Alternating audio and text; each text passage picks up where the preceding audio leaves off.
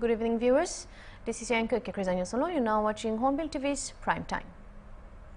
A self-recorded and updated video of one of the accused in Delhi's Red Fort blast, Dr. Umar Mohammed, alias Umar Un-Nabi, has emerged 1 week after the incident that claimed 13 lives.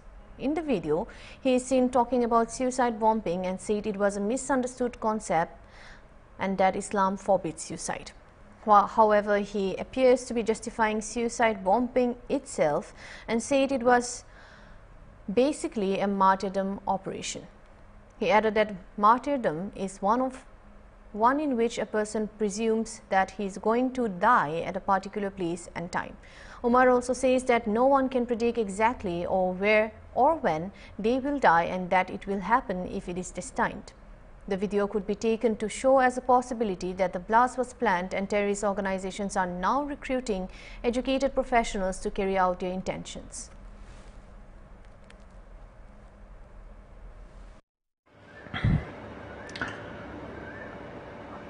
One of the very misunderstood concept is concept of what has been labeled as suicide bombing. It is martyrdom operations, and it is being known in Islam. There are multiple contraindications, but there are multiple arguments that have been brought against it.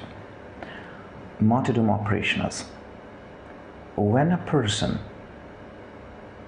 presumes that he is going for sure die at a particular place at a particular time,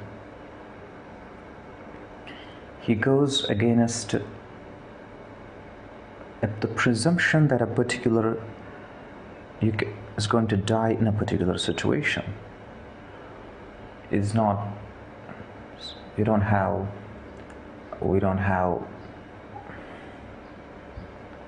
situation.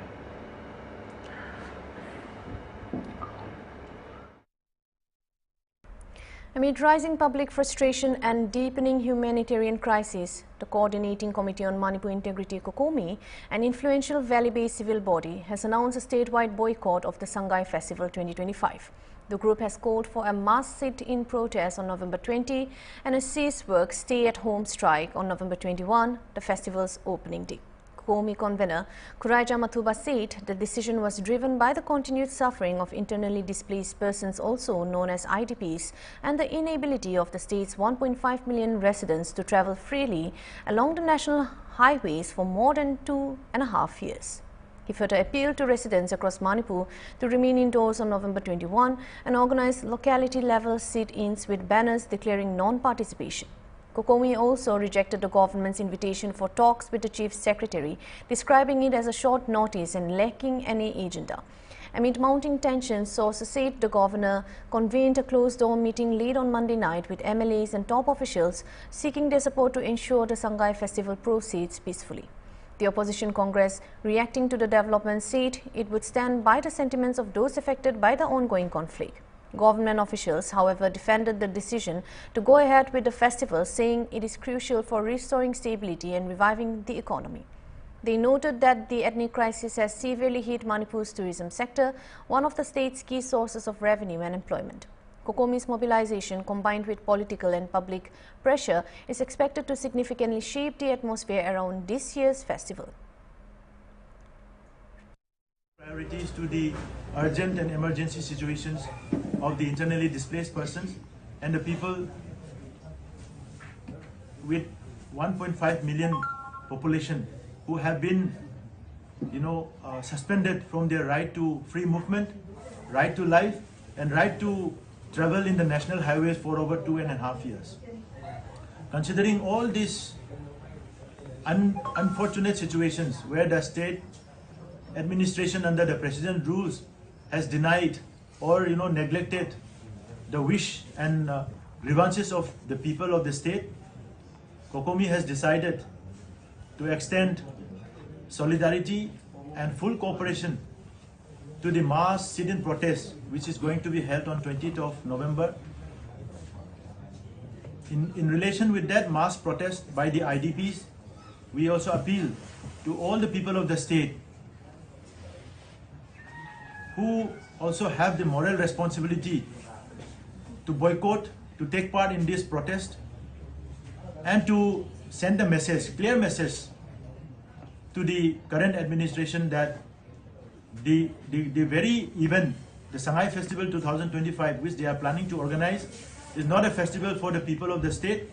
It will only be an event meant for the administrators and their group of government agents.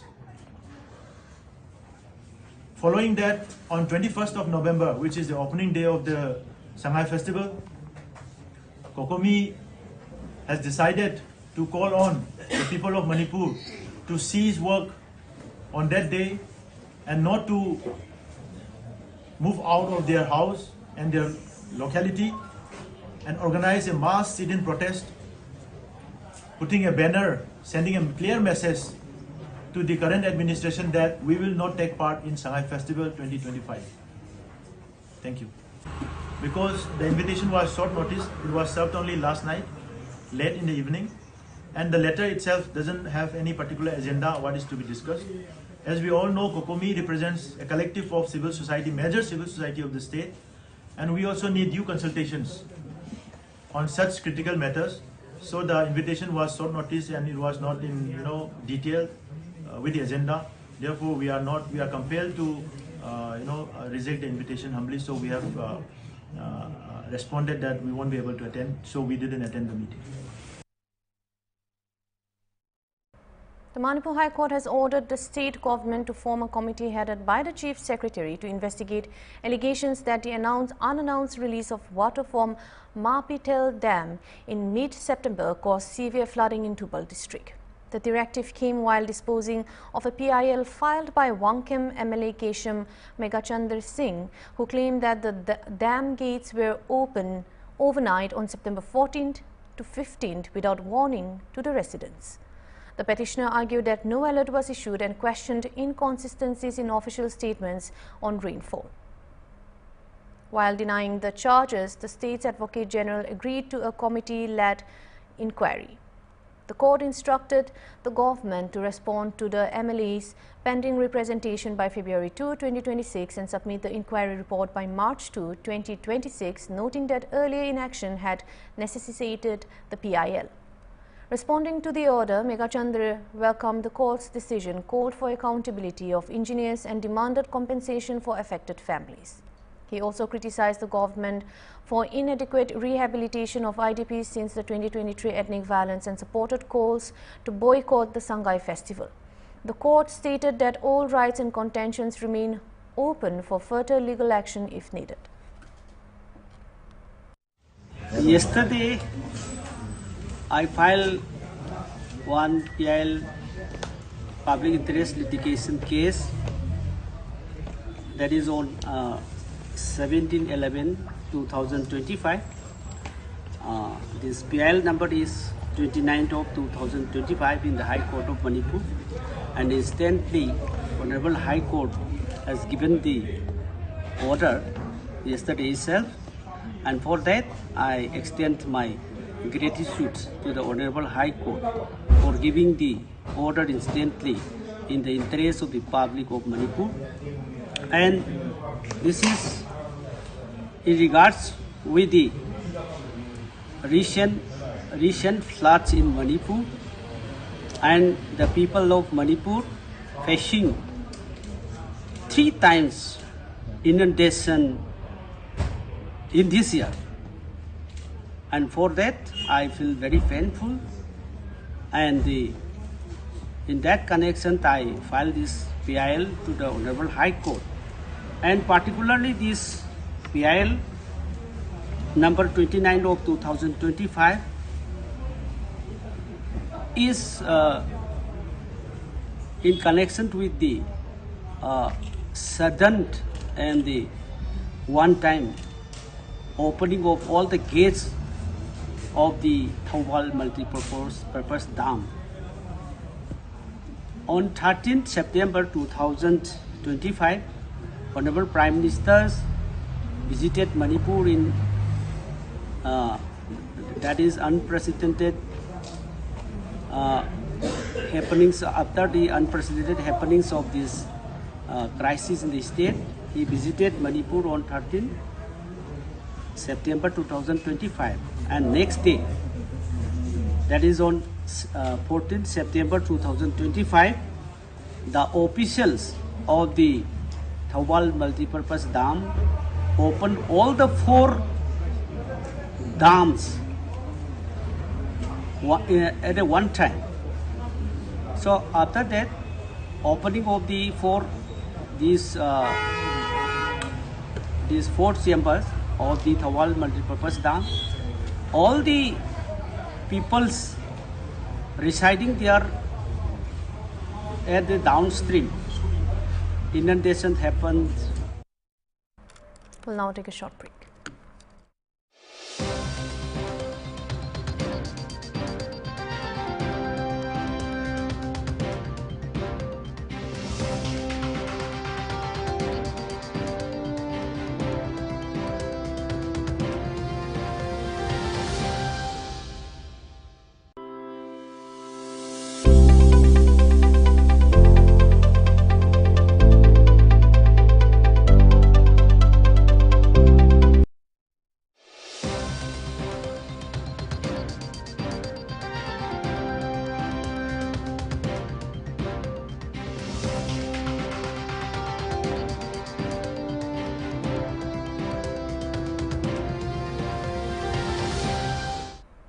Welcome back, viewers.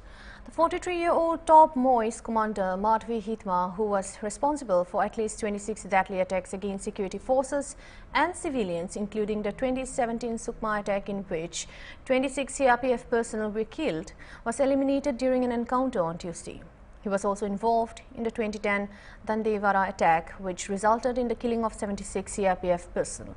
Sources said that along with Hitma, his wife Raji and other members of the Maoist group, including Cheluri Narayana and Jaishankar, were also killed. Union Home Minister Amit Shah speaks to top officials after the neutralization of Madhvi Hitma, who was eliminated even before the November 30 deadline set by the troops for his capture. They said Maoist commander Madhvi Hitma was born in 1981 in Purvathi, Sukma, Chhattisgarh. He served as the head of the People's Liberation Guerrilla Army PLGA Battalion No. 1, which is considered the Maoist deadliest strike unit. Hitma was the youngest member of the Central Committee of the Communist Party of India, Maoist, and the only tribal from the Bastar region to hold a position.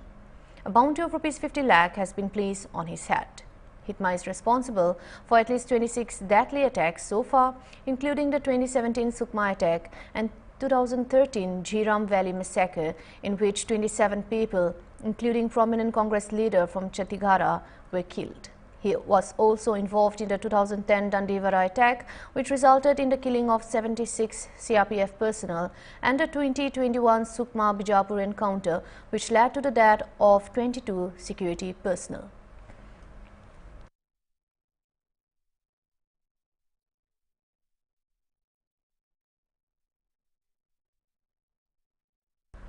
The Enforcement Directorate launched raids at the Delhi office of Falah University involving its trustees, related persons and entities on Tuesday in connection with the ongoing investigation into the Delhi terror attack involving a car blast near Red Fort. According to the sources, the raids are being conducted from 5 a.m. at 25 locations across Delhi and other places, including at the Okhla office of the Falah University located in Faridabad. The raid is currently underway with further details awaited. Falah University has come under scrutiny after the arrest of several doctors in connection with the November 10th, the blast near Delhi's Red Fort, which killed 15 people and injured many others.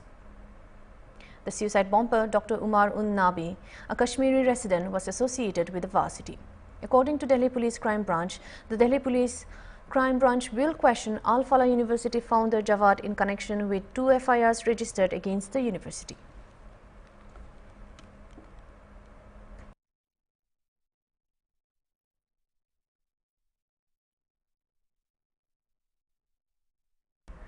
The death toll in the collapse of a stone mine in Uttar Pradesh, Sonbhadra district rose to 5 after 4 more bodies were taken out by the authorities from the site during wee hours on Monday. At At least 3 people and more laborers remain trapped under the debris. One death was confirmed on Sunday. The deceased were identified as Santosh Yadav and Indrajit Yadav, both brothers Ravinder alias Nanak, a resident of Kanchnarwa village in the Kon police station area of the district. Ravinder's body was identified by the wife, Geeta Devi. Identity of Santosh and Indrajit were ascertained by his brother Chotu Yadav, who was present on the spot. A magisterial probe has been ordered to look into the incident.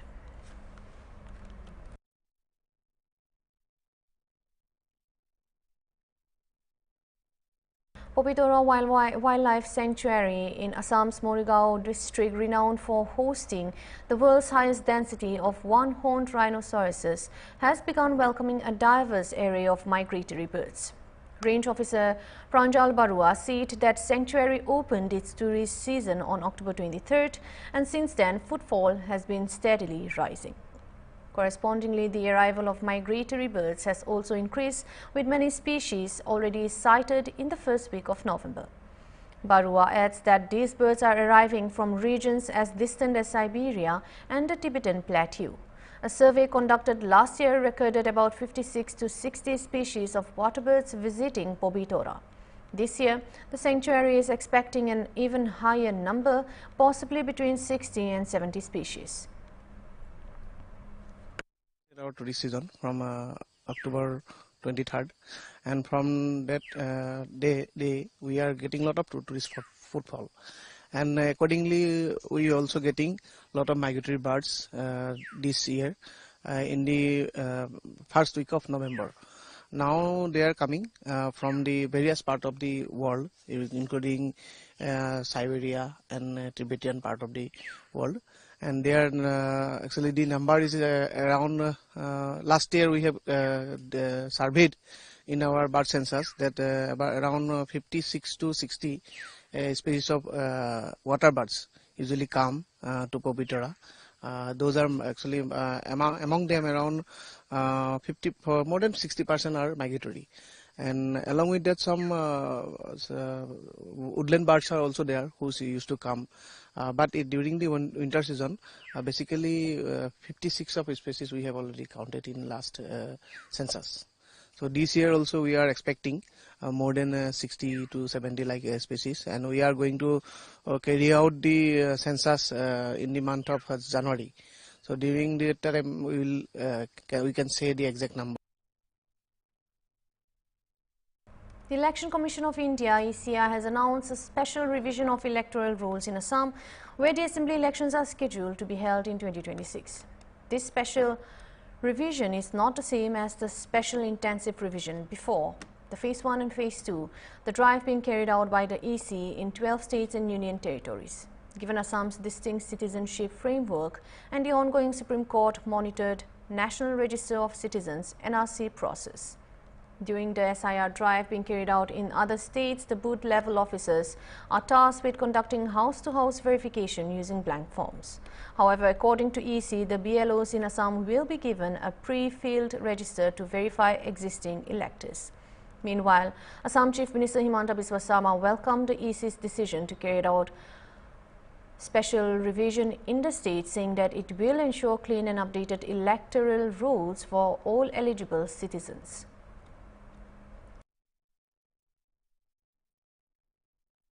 After former Bangladeshi Prime Minister Sheikh Hasina was convicted by a Bangladeshi court, former Jammu and Kashmir DGP SP White said on Tuesday, Muhammad Yunus is playing cheap politics.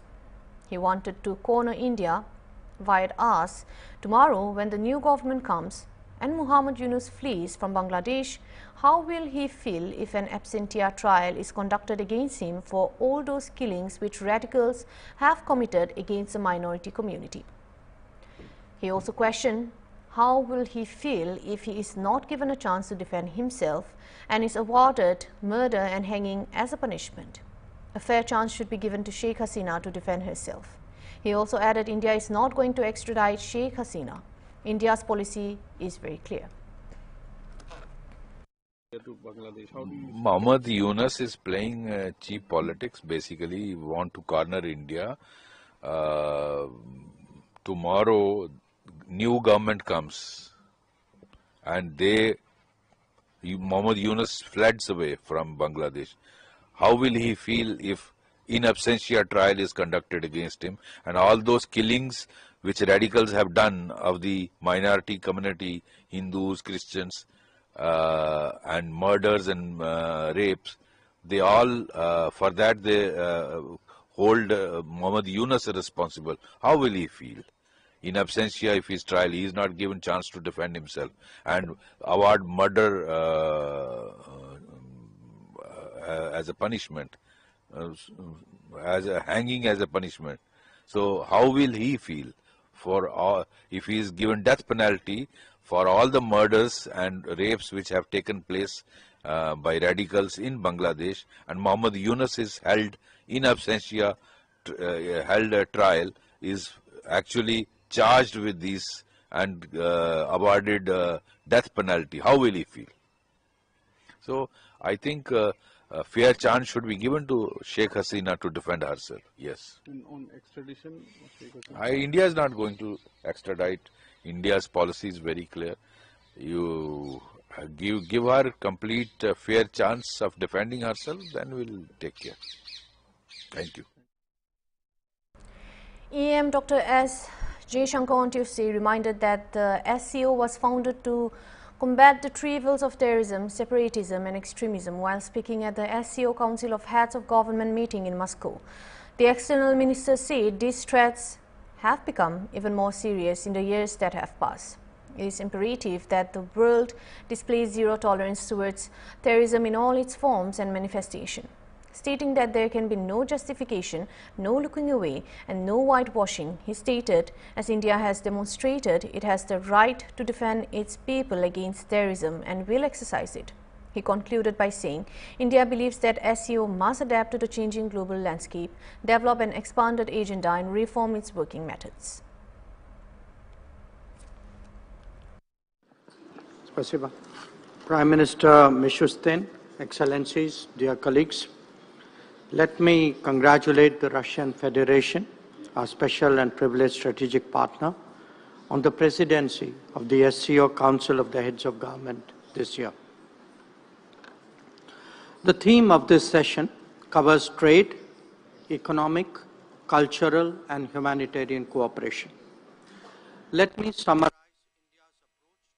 India's approach to the trade and economic issues that were discussed in the last session. We assess the global economic situation to be particularly uncertain and volatile currently. Supply-side risks have been aggravated by demand-side complexities. There is consequently an urgent requirement to de-risk and diversify. This is best done by as many of us forging the widest possible economic links. For that to happen, it is essential that this process be fair, transparent and equitable. India's endeavors to conclude free trade arrangements with many of you here are relevant. Regarding culture, India's long-standing historical ties with SCO members makes it particularly pertinent.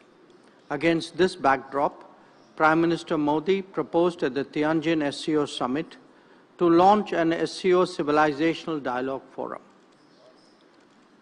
As a civilizational state, India strongly believes that people-to-people exchanges lie at the core of any genuine relationship. Facilitating greater interaction between our intellectuals, artists, sports people, and cultural icons will pave the way for deeper understanding across the SCO. We also have a growing record of collaborative activities with regard to cultural exchanges. The exposition of sacred Buddhist relics in many of your countries is a notable example. India is also willing to extend its considerable experience of heritage conservation in Southeast Asia to Central Asia. Regarding humanitarian cooperation, this is important in an era of climate change, pandemics, and conflicts. Recognizing that, we have provided cancer treatment equipment to some SCO members. Similarly, India's supplies of vaccines and essential medicines reflected that commitment during difficult times. During the recent earthquakes in Afghanistan, Indian relief assistance reached the affected areas the very same day. Our initiative for the Coalition for Disaster Resilient Infrastructure also merits your attention. Let me now turn to the modernization of the SCO. As the organization continues to evolve, India strongly supports its reform-oriented agenda. We welcome centers addressing challenges such as organized crime, drug trafficking, and cybersecurity. As the organization becomes more diverse, the SCO must be more flexible and more adaptable. To this end, the long-delayed decision to make English an official language of the SCO must be prioritized. Colleagues, Excellencies, we all recognize that the SCO must keep up with contemporary change. That's all for now. Thank you for watching Hornbill TV.